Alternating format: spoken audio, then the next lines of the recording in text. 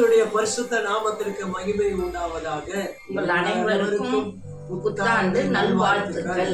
2024 ஆண்டினுடைய வாக்குத்தத்தம் ஏசாயா 41:13 வசனத்தை ஆண்டவராகிய இயேசு கிறிஸ்து நமக்கு வாக்குத்தத்தமாய் கொடுக்கிறார்.